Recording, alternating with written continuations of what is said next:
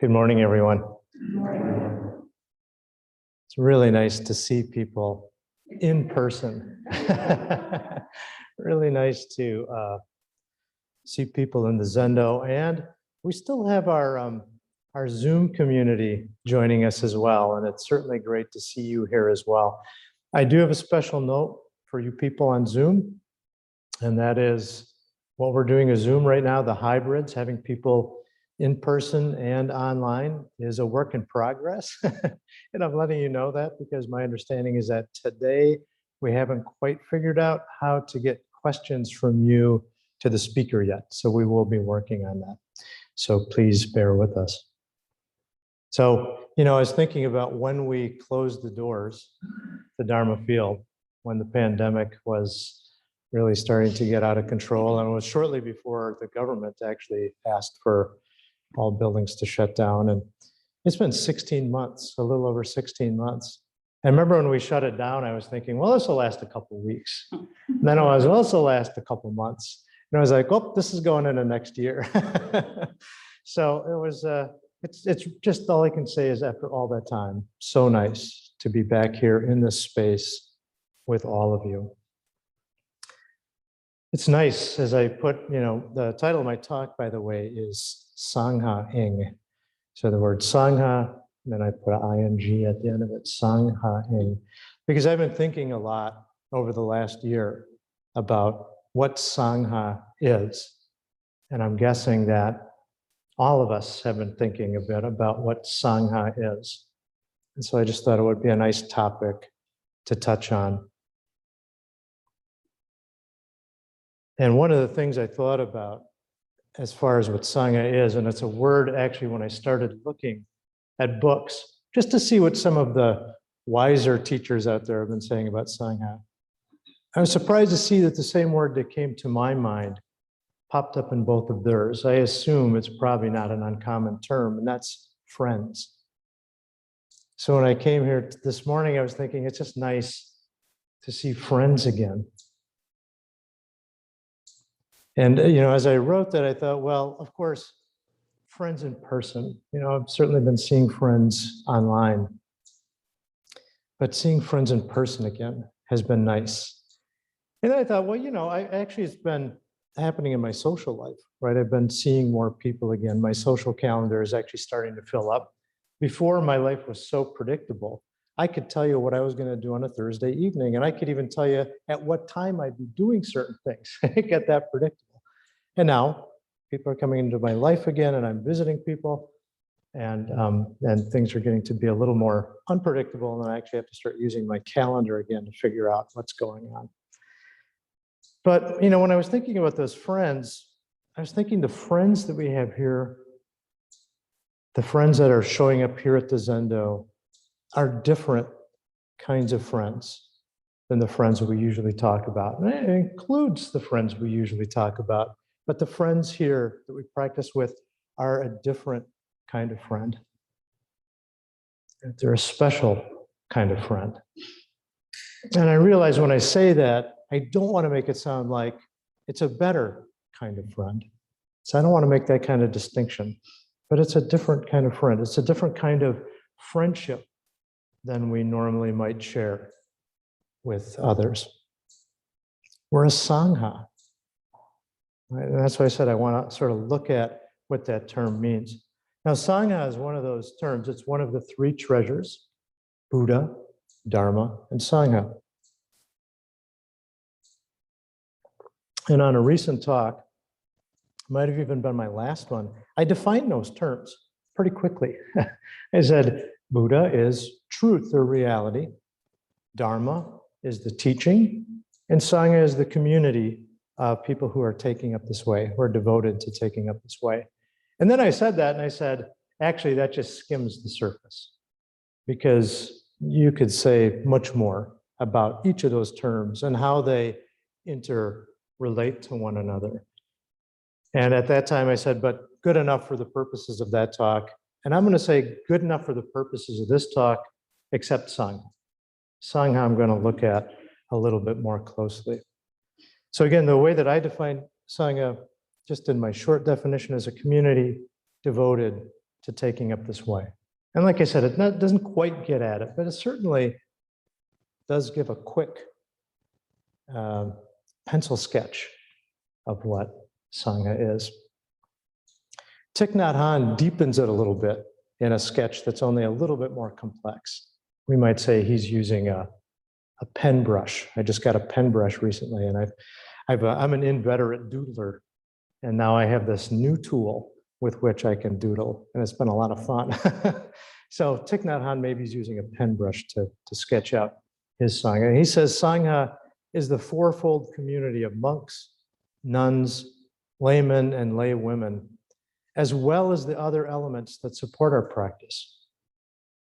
Our cushion, our walking meditation path, the trees, the sky, and the flowers. And so you can see Thich Nhat Hanh already opening up just this, my original definition, a community devoted to taking up this way. Thich Nhat Hanh's definition starts out that way, but then he opens it up to remind us that it's not just, we would think of the people who are here, but when we're thinking of this space, it's also our cushions.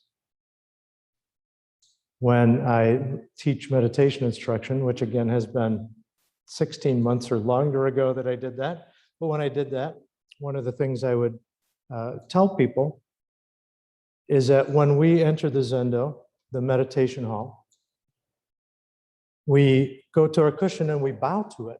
We greet our cushion. And I said, in one way, we're just saying hi to our cushion. I mean, nothing wrong with that. Hi, cushion. And we're showing it some respect. Thank you for being here to support me while I meditate. And at the same time, we're greeting the entire universe. Because as we take up this practice, maybe not right away, you don't see it, but as you start to take up this practice, you realize that cushion's not just that cushion. You start to see all that shows up as that cushion. The plant that grew, the cotton that grew to make the casing, the kapok that grew to make the stuffing, or the buckwheat, depending. The people who took care of the plants, I mean, I can go on and on. We can understand. When I teach meditation instruction, I do go on a bit longer. But you've heard me talk about this before, and I think it's a familiar exercise where you start to open up and realize that the things that are showing up before you aren't just the things that are showing up before you. That's just what's appearing right now.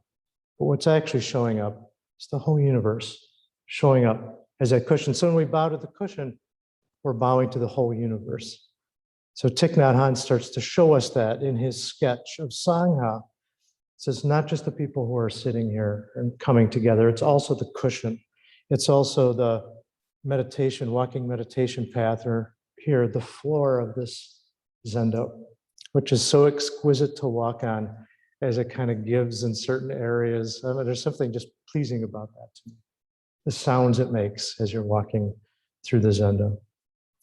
But then he opens it up even further. It's the trees and the flowers, because as I was saying, when we really settle down into this moment, we see that all of that is showing up. All of that is our practice.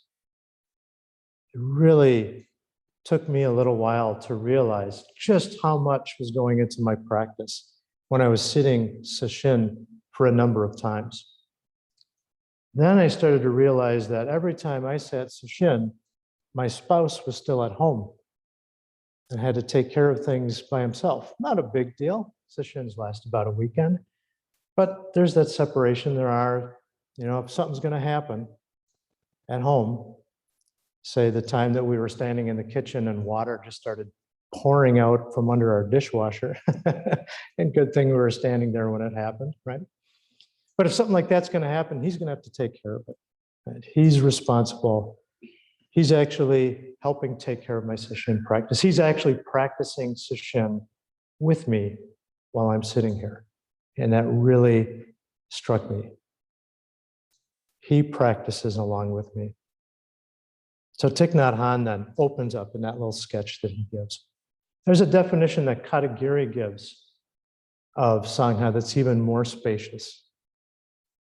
Katagiri says that Sangha is the group of people who make the universe and its teaching alive in their lives. That really strikes me. It's the group of people who make the universe and its teachings alive in their lives.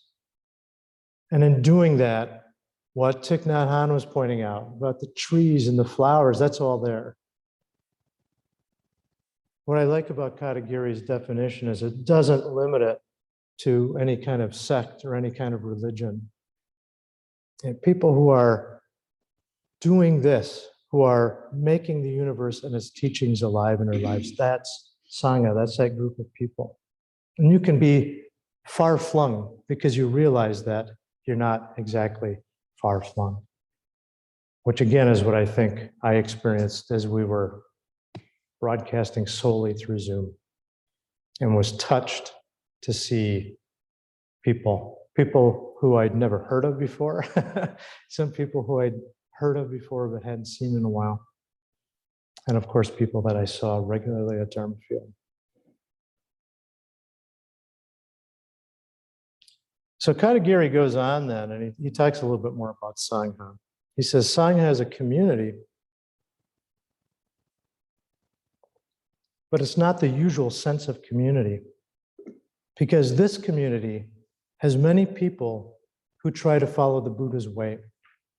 So they're excellent friends for you. And there's that word friends. That was the first time I encountered it. And I think I had remembered Katagiri talked about friends, because I remembered again how much that struck me, that there was a truth to it. And he calls them excellent friends. It's not community in the usual sense, because this community has many people who try to follow the Buddha's way, so they are excellent friends for you. I don't know if you've tried talking about Buddhist practice to friends and relatives who don't do this, but it's really a fool's game. You know, I've tried doing it, and whenever I say something, it's not right anyhow. So then I have to correct what I just got done saying. And then I have to correct what I just corrected. And then they might start debating something that I just said. And I'm just like, why am I having this conversation? Of course, it's not necessary for us to have that talk. We don't have to do that. We can actually share our practice with people who don't know this practice, just in what we do and how we say things and how we take up our life. So we don't have to say a word. But if you've ever tried to do it, you know it's kind of a challenge. So when we practice with people who know these teachings, there's a shorthand in a way. There's a way of communicating that is the way we actually all communicate, which is this immediate, direct communication that doesn't require all the blah, blah, blah. As I say this, and I'm going to give, I don't know how long of a talk, but I'll try not to make it too long. I was looking at the page numbers and I went, this could be a long one. So I'll try to, could you spin that around for me, Bruce, just so I can curtail? Okay, so far so good. So anyhow, you know, we have people here who do have some understanding and are actually engaging in the same practice that we're engaging in, which is just, well, the way that Katagiri puts it, right? It's making the universe and its teaching alive in our lives. And that might seem like a big thing, but it's simply, how do you flip your cushion? Are you paying attention when you step into the room? Are you listening to what? You know, are you lost in your thoughts and your feelings? Thich Nhat Hanh talks about Sangha as well, as you might imagine. He seems like a teacher who would talk about that. He says, in my country, we say that when a tiger leaves his mountain and goes to the lowlands, he will be caught by humans and killed. When a practitioner leaves her Sangha, she may abandon her practice and die as a practitioner. Practicing with the Sangha is essential. Even if we have a deep appreciation for the practice, it can be difficult to continue without the support of friends. So again, when you're doing this flying solo, easy for that practice to die. And I'll talk about why in a moment. But this teaching seemed to me to be a very nicely put. It helps us see how it is that Sangha is this, interconnection where everyone is supporting each other's practice. Just showing up is not just you taking care of your own practice, but in doing that, you're taking care of the practice of others. It's another thing I point out in meditation instruction. One of the things you start to realize, well, I could tell you what happened when I first came to a meditation hall. All I thought about was everything I was doing wrong. Right? So I came in and I was like, oh no, did I just step in with the right foot? And my legs are going numb. And then I was like, well, I'm not supposed to move right now, but I think I'm not going to be able to stand up for the kinhin afterwards. And then I really have to swallow right now. I think if I do that, I'm going to disturb everybody. And then I would really need to swallow when I was doing that. So finally I get to the point where I would just swallow, but I'd have to swallow several times because it was such a arduous task that I'd made for myself. All that was happening there was compassion. It didn't sound like it. It showed up in a pretty crazy way. But I realized that what I was doing was I was concerned about taking care of this space. I was concerned about taking care of others' meditation practice. That is what Sangha is. That's why if you leave your Sangha, you may end up killing your practice. There's not that same kind of support. There's not that same kind of sense of taking care of others in taking care of your practice when you're by yourself. Much easier to get sloppy, much easier to do what I did again when I was a first practitioner and set my clock. Well, I didn't set my clock, but I'd say, okay, I'm sitting for 20 minutes. And then at minute 17, go, good enough. And just get up and leave. Not knowing at that time that right there at good enough, that's where the practice really starts. Right there when I can't sit another minute, that's where the practice starts. And again, when you're sitting with others, you don't just get up and walk out of the room. Maybe you do. But if you're really paying attention, you don't, because nobody else is doing that. And you know that if you do that, you'll disrupt the Sangha, you'll disrupt the collectedness of the room. And so you don't. So why is it so easy for us to get caught up? Well, that's what I'm pointing out is we can easily get self-centered when we're by ourselves and start thinking about our own comfort and discomfort, particularly discomfort. I think most of us, well, now granted, if you're really relaxing, I'm a little, a bit too often, I guess, will be enjoying something and then have to articulate it like, wow, this is really a beautiful evening, completely unnecessary. So I do that. But I think when we're uncomfortable, there's just more of a tendency to want to do something about it, because we're uncomfortable. And I remember in a study group here at Dharma Field, one of the students in the study group pointed that out. She said, look at how much of your life is spent making yourself comfortable, trying to avoid pain, just in every moment. And it was something I had just read in books by Joko Beck as well, the great Zen master.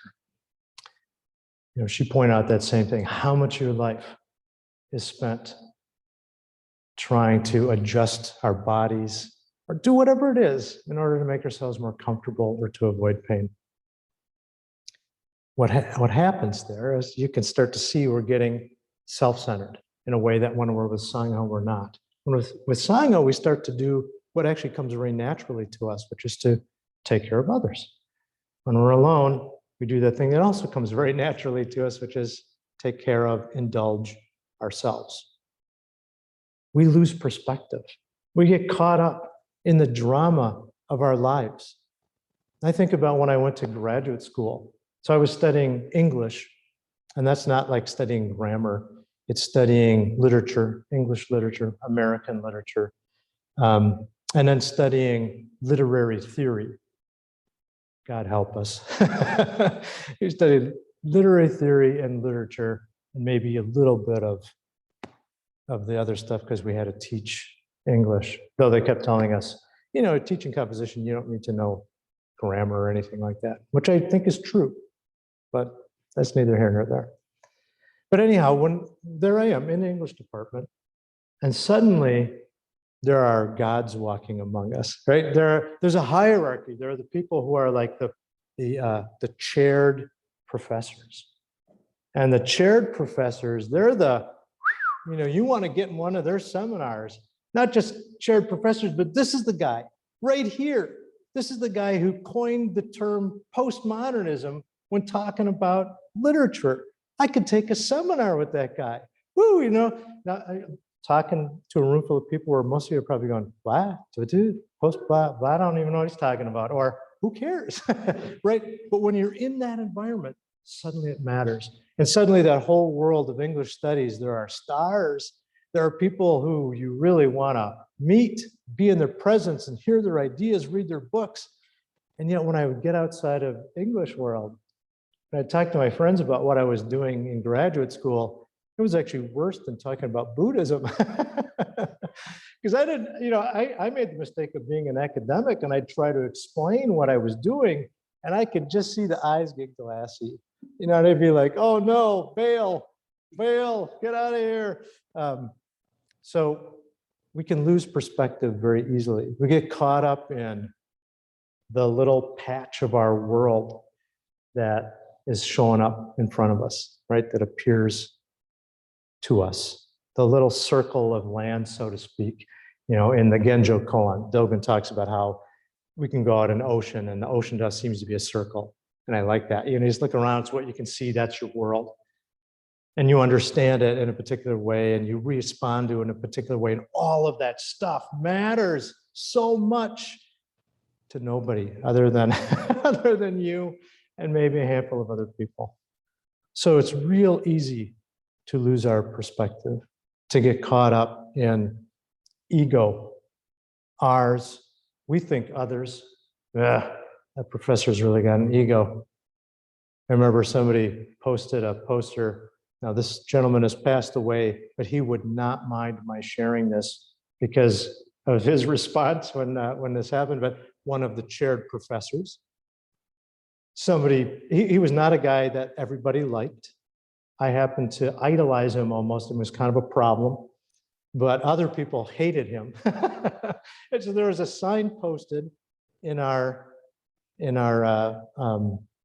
office, like the area where every English instructor, all the professors would go. It said, "Who is Herb Blau, and why does he think that he gets to say what this department does?" Wow, okay, something was going on there, right?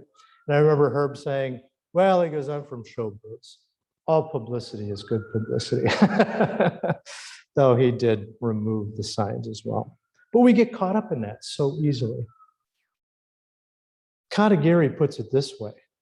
What we do is we forget our Buddha nature. He says, if we forget our Buddha nature, we become just an ordinary human being. The reason we forget is simple. We don't understand that we are Buddha. But the meaning of we are Buddha goes beyond whether we understand or not. We are exactly Buddha. So that's what we do. We lose track of that. Whatever term we put there, if we're not prone to say, you are Buddha. But again, that's why with these excellent friends, we know what that means, or I shouldn't say we know what that means, but we've heard that before. To hear that isn't so startling as it would be if I were to just go over to a friend's house and go, Lisa, you are Buddha. I'm sure she'd take umbrage with that. But we all know what that's pointing to. That sense of we're not just the little self that we sometimes limit ourselves to believing we are. I remember Cal Appleby, longtime friend of Dharma Field, friend of mine, friend of many people here, who just passed away recently. And I remember when he would go to Stillwater, he would say to the people there, be the being that you are. I know you, actually he would say, I know you can be the being you are. And that's what we're here for. so you can be the being that you truly are. Not the one that we think we are, the one that society tells us we are, but the being that we truly are. So we all realize it, but we forget it. We forget it all the time. We just lose track of that. Katagiri goes on, he says, being Buddha means the total qualification for living in this world under all circumstances. You are qualified to be here under all circumstances. And then he says something interesting. There are no excuses. That's not what you would expect to be next. But he really means it. There are no excuses. You are qualified to be here. No excuses. Here you are. You are supposed to be here. Now what? He continues, we have to respect each other and all sentient beings. But when we forget our Buddha nature, we do not have a chance to communicate the spirit of the universe. This is really a senseless way to be a human being. If we are mindful that we are Buddha, it is really the driving force that gives life to our everyday activity. That's realizing universe in our lives, in our daily lives. To realize that. When we forget that, we start living as if we're not Buddha. We start living as if that little territory, that circle is all there is. And what we think about the circle and our feelings about that circle, that's truth, that has some kind of solidity and weight to it, that somebody outside of that circle have no idea what we're talking about or why we're so invested in it. It's actually why I think sometimes it's easy for friends to talk us off a ledge. We've gotten ourselves so worked up. There we are. And they just come in and they go, it's not a big deal. Just scrape off the black part of the egg and put it back in the oven with aluminum on it. I say that because when I was Tenzo, I burnt the eggs downstairs and I went into a full-blown panic attack. And luckily my spouse was there. So he just said, not a big deal. We just scrape the black off. Not a big deal. I'll just put some aluminum on there, put it back in the oven. Thank God. So Sangha then helps us to not get caught up in those limited views. Thich Nhat Hanh continues, he says, building a Sangha, supporting a Sangha, being with a Sangha, receiving support and guidance of a Sangha is the practice. We have individual eyes and Sangha eyes. When a Sangha shines its light on our personal views, we see more clearly. In the Sangha, we won't fall into negative habit patterns. Stick to your Sangha. Take refuge in the Sangha, and you'll have the wisdom and support you need. So I like that. We have our individual eyes and our Sangha eyes. Right, and that's what I was pointing out. Individual eyes just see things from our own stick yard. Right? We're measuring things with our own stick yard, as Katagiri used to say, our own yardstick. Then we have Sangha eyes. Sangha eyes, we don't fall into negative habit patterns. Interesting way to put it. We don't fall into negative habit patterns. We know what those are. And of course we say, but I do that all the time. I guess maybe I'm not a Sangha member, but think about again what the practice is. We're practicing together in every moment, realizing universe in every moment. So that's what we do. We just remember we're Buddha. Remember you are Buddha. Remember that now. So, okay, you fall into a negative habit pattern, right? You're still Buddha. You are Buddha. Now you step into the next moment. Step into the next moment. Step into the next moment. Sangha helps us to see when we're getting caught up in our limited views. As I said, when I first came here, for me, that showed up as me being totally self-conscious. But think about that. Self-conscious. How was I living my life? Undoubtedly, I was doing that out there, out there, just meaning I'm just pointing outside of this hall, but really anywhere I go, I'm carrying that around with me, that self-consciousness. That's what self-consciousness is. I'm just way aware of that self, and I'm trying to keep it from looking like an idiot, or keep it from being hurt, or keep it from suffering some more. So I have some compassion for that, even though it drives me crazy. I don't like being self-conscious. I don't like, dropping something because I'm thinking about it too hard. I don't like doing that. But there's something sweet about that too, because I know that again, that self-consciousness is an awareness of the fact that I'm not really just that self that I think I am.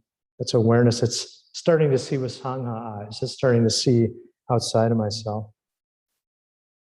So I encountered another story that I want to share with you. It's one that Okamura tells us. It's kind of similar to Thich Nhat Hanh's story about the tiger, except this one is one you may have heard of before. And Okamura has a nice little discussion about this story afterwards. It's about Guishan, the great Zen master, student of Baizhang. That's an encounter actually between Baizhang and Guishan. Okamura writes that Guishan was Tenzo, the chief cook in the monastery where he practiced with his teacher Baizhang. One day, Guishan was standing near the abbot's room where Baizhang was staying, or Baizhang. Baizhang asked Guishan, "Who is it?" Guishan replied, "It's me, Ling Yu," which was Guishan's Dharma name. Baizhang said, "Would you dig in the fire pot and see if there is a fire or not?" It was winter, and the fire pot was their source of heat. Guishan stirred the fire pot and said, "No fire." Then Baizhang got up and came over, dug deep into the ashes, and found a tiny ember. He showed it to Ling Yu and said, "What is this? Isn't this fire?" Guishan was enlightened. Okamura's commentary, Okamura says, the fire in the story refers to the Buddha nature. Buddha nature is not something solid or immovable, but rather an energy that motivates us to practice, and not just Zazen or Buddhist practice. Buddha nature is the fire of the life force that enables us to aspire to be better persons, to be more helpful to others, to settle into a healthy way of life, and to practice the way. It's difficult to find the fire of Buddha nature inside ourselves, but we must. It's there. We are alive, so we have this force that drives us to practice and wake up to the reality of life. It may only be an ember, but all of us, without exception, have it. Right? That ember, you are Buddha. All of us, without exception, have it. When we practice with other people, we gather together small fires. If we try to build a fire in a hibachi or fire pot with a single piece of charcoal, it soon dies out. But even one tiny ember, if fed with charcoal, becomes a big fire. This is the meaning of Sangha.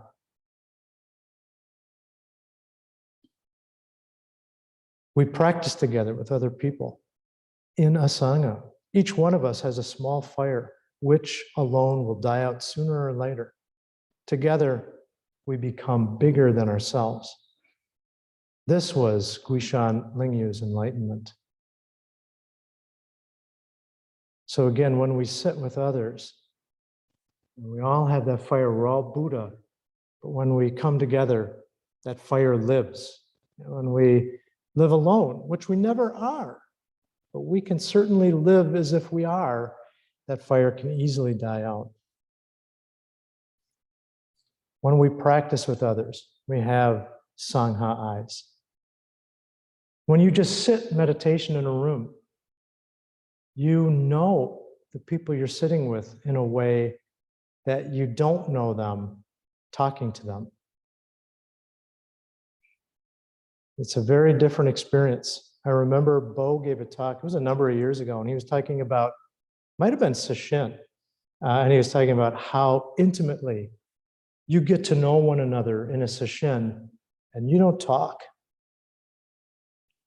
you just finally settle down and you have Sangha eyes. You stop just paying attention to the world according to your own needs, according to their own screen. You actually get to know. I remember Bo pointed out how somebody turned a corner. You get to know how that person turns a corner. You see that, you know that. You sit next to them when they're uncomfortable. You feel their discomfort. You're with them when they're nodding off. Maybe you're on a little polyphonic moment where they nod off, they wake up, you nod off, you wake up, they nod off. It's like that. But you really get to know one another just in that presence. That's that sharing that ember, sharing that Buddha nature. Not ideas about what's showing up, but just what it is that's showing up, being in tune with it. And those are our good friends that share those experiences with us, really genuinely are sharing Buddha nature with us, just as we're sharing Buddha nature. So Katagiri actually defines good friend. So I thought I'd share with you his definition of good friend. He's got three of them. He says good friend has three meanings. One is our usual sense of a good friend. He says that's someone who benefits us in some way. Good conversation, somebody who makes us feel good, somebody who maybe we trust, we can share things with. Maybe somebody who, one of my good friends, actually a lot of my good friends are good cooks. It's always a happy moment when I'm invited over for dinner because I know it's going to be good. So it's somebody that benefits us in some way. Then another good friend, he tells us, is someone who commands respect beyond a sense of give and take. Katagiri says, even though this person cannot give material things or anything of practical benefit to others, one can deeply respect this person. And I think we all know people like that. We respect them. We may not even have a personal relationship with them, but we know them somehow, and we respect them. And they are not giving us a darn thing, but we still have that deep sense of respect. Then there's the third sense of good friend. Katagiri says that sense of good friend is completely beyond either a sense of respect or give and take. Even though this person lives far away or she always influences our life in a broad sense.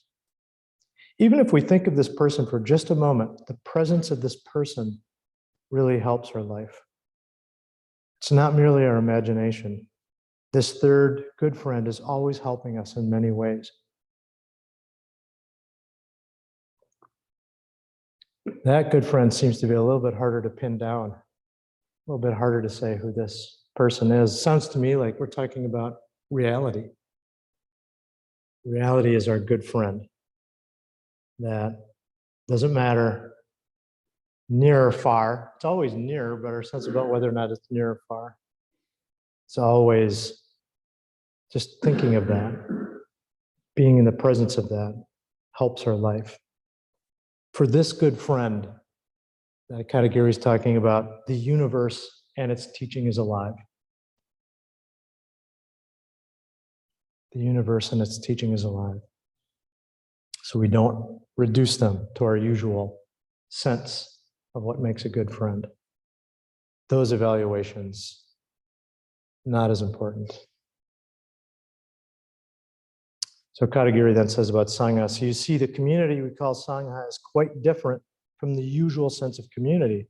In the usual sense, people just gather and live together.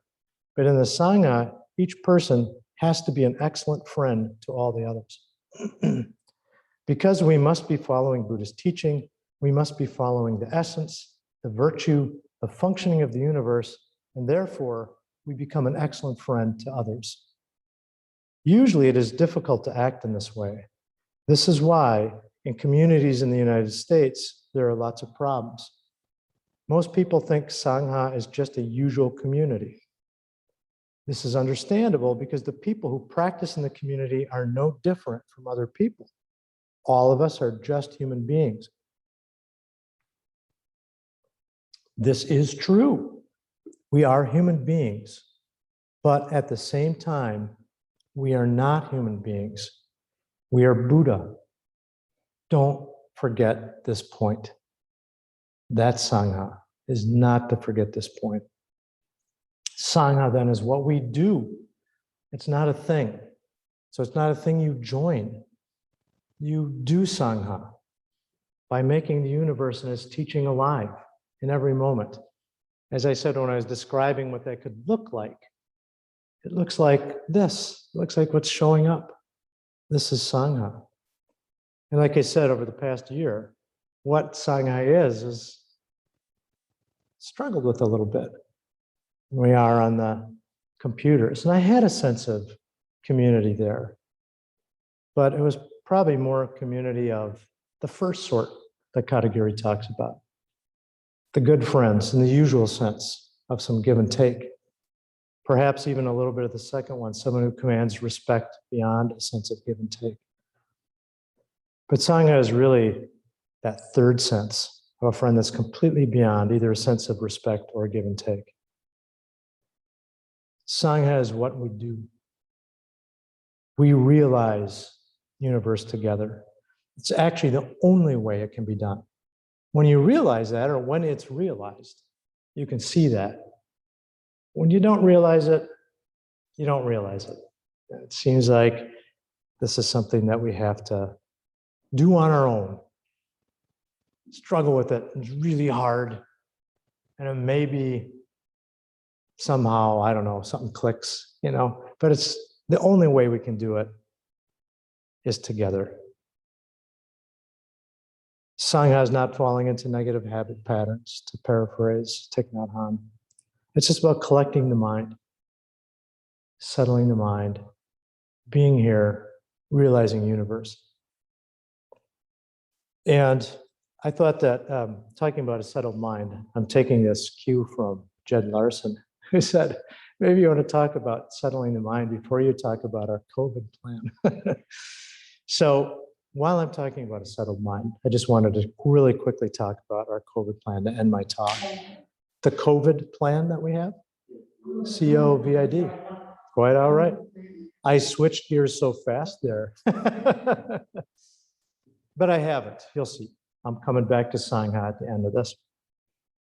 So I think I mentioned this in the email, but we tried to come up with a COVID plan that we felt wasn't restrictive, or at least wasn't too restrictive, while being mindful of the safety of the Sangha, and also one that called for personal responsibility, because that's our practice. That's what I was just talking about, right? About the fact that Sangha is realizing universe in each moment.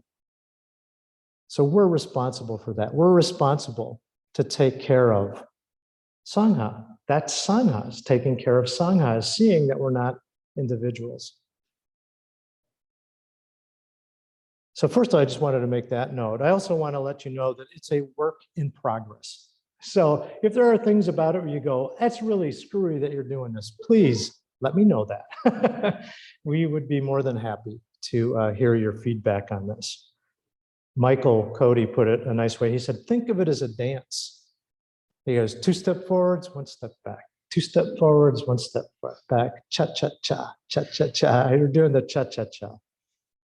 So it's a work in progress. We're going to continue to adjust it, both according to the COVID situation, and I'm sure there's still news about COVID going on out there. The Delta variant. I have a friend who just moved to Missouri a couple months ago. So I wrote him to see, how you doing? How are things going? And he's pretty much doing there what he was doing in Minnesota last year. So but we know that there's situations we have to keep our eyes on, and we'll adjust the plan accordingly, and we'll share that with you.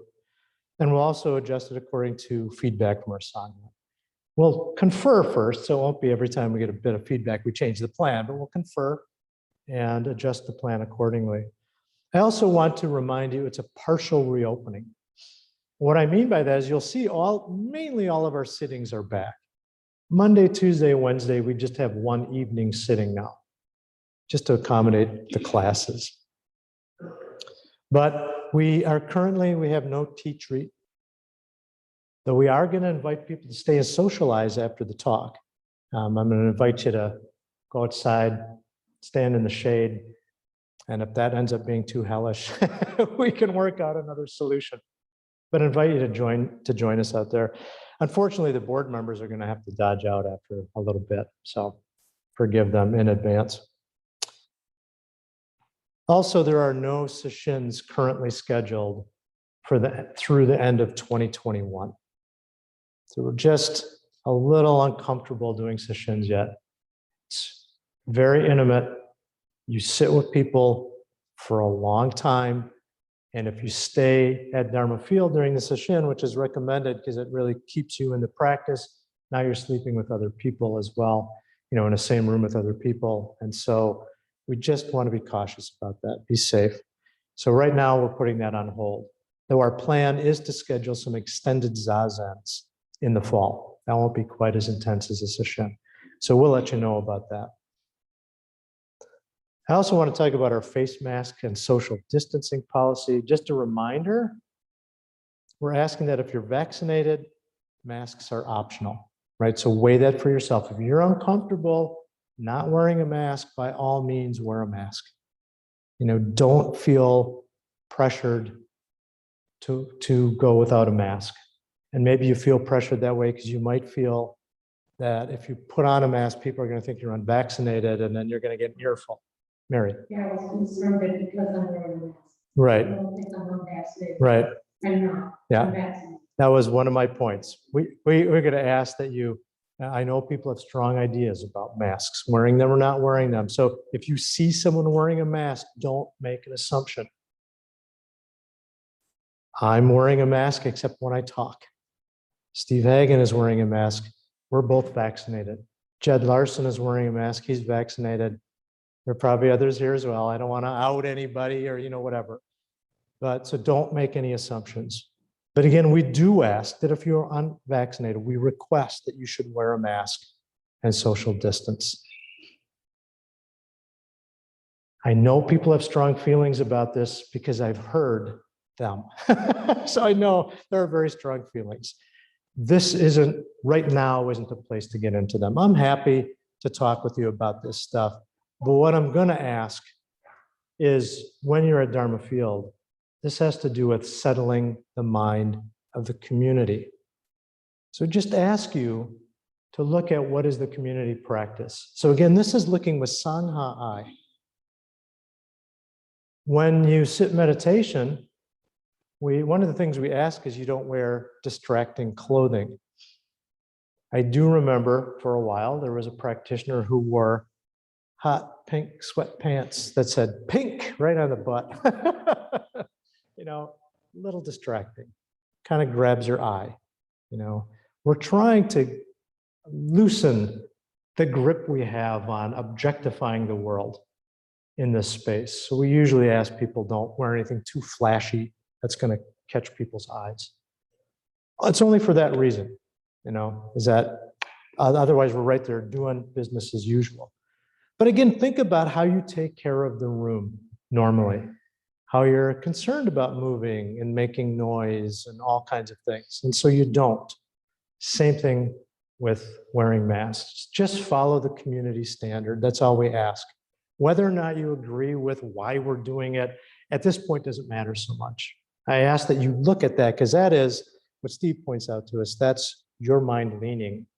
And he reminds us, look to your own mind. So look to your own mind and just ask to trust your heart, trust what you're observing, and follow that. Look at the Sangha. Steve reminded me that Katagiri shared with his students a great Zen teaching. He said, when in Rome, do as the Romans do. Which I think I first heard sung by that great Zen master, Tony Bennett. So just think of wearing the mask if you're unvaccinated as taking care of the room, of helping settle the room. Now, granted, people aren't going to know whether you're vaccinated or not.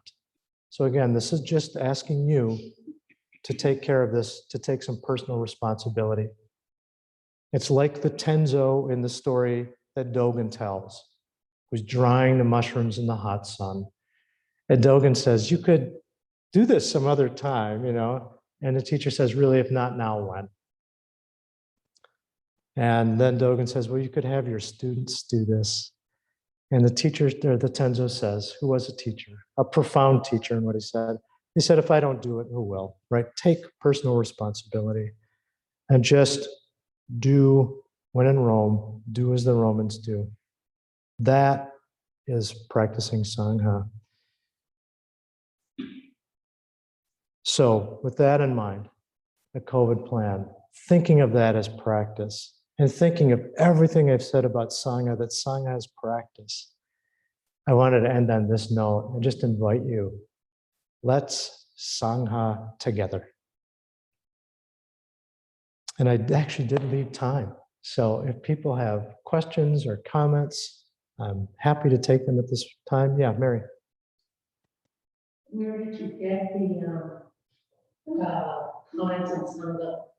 What is that from? That's from Returning to Silence and his chapter on the Triple Treasure. Thank you.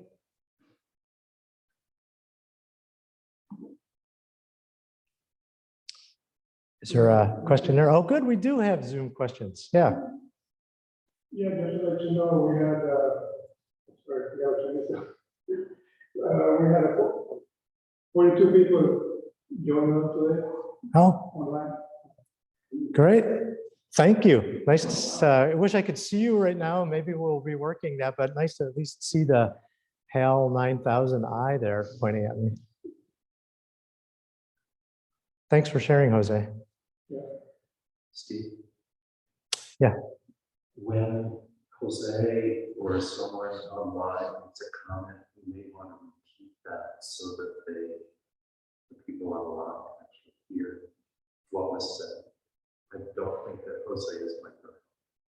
So I'm sorry, I caught some of that. Just repeat what Jose says so that the people online I see. hear. I see. Yeah. Yeah. So what Jose said was there were 42 people who joined us. I'm guessing that you probably could see that, but you know, just in case, I think it's great. I think it's great. Yeah, I can see it in my iPad. Yeah. So like I said, our Sangha that joins us via Zoom, this is a work in progress, so we will figure out how to do this. And again, that's where feedback from the Sangha can be very helpful. If there are people who use this stuff, you know, I feel like I'm one of those people who, well, Steve, I'm going to call you out on this just because I think it's so ingenious, but the way that Steve mutes his videos, he just puts a Post-it note over his camera lens. You know, it's very low tech, and that's kind of my approach to Zoom. Post-it notes and just a little bit of redirection. So, we're going to keep working on it. But thanks for sharing that, Jose. Any other questions or comments? Yeah, Mike. Yeah, I want to thank you for your talk, especially the part about when you step off the path, just not beating up on yourself. I had that happen. I was looking forward to coming to the also I couldn't get out of bed, and then I was beating up on myself. I said, "Oh, the day's good." Then I told myself, "This is ridiculous." You know, just step back into the moment and take care of it. Yeah, because think about how endless that is, Mike. So first you step off the path or whatever, and then you go, I can't believe I just ruined my day. Wait a minute, I shouldn't be telling myself that I just stepped off the path. I shouldn't beat myself up. Oh no, I'm beating myself up about stepping off the path. And yeah, you can actually see again just in the endlessness of that, because it's endless. That's not going to stop it. that at that moment you can just, to me, it's like an old friend. You know, I just go, I know that guy. I know that guy. He's always here, complaining about something or another. You know, say hi. You know, just let it be there. And you're right. But you can see that if you try to do something about it, or you think of it in terms of having done something wrong and you need to correct it, that's just endless. Yeah, So, I mean, you know, it's like, this was from, actually, it's from a reading for Mary's class. Steve was saying, the chapter says, really, he said, if you're stuck, just be stuck. But just realize that if you're present in this moment, there's nothing to see. And if you're not present, just come back. That's Yeah. it. Don't think there's anything more meditation. yeah. And as you pointed out, Mike, easier said than done sometimes. Because for me, I'm going 60 miles an hour before I realize I've stomped on the gas. And then I'm like, oh, this is a 20-mile-an-hour zone. Okay. Yeah, Mary. I wanted to thank Bruce for being the Sunday morning welcome and for not closing the doors until I got up the stairs and into the Sangha. I really appreciate it. Thank you so much. Yeah, I want to thank you as well, Bruce. Bruce is our new Sunday Dawn. So thank you for stepping into that role. Thank you, Mary. All right. Thank you.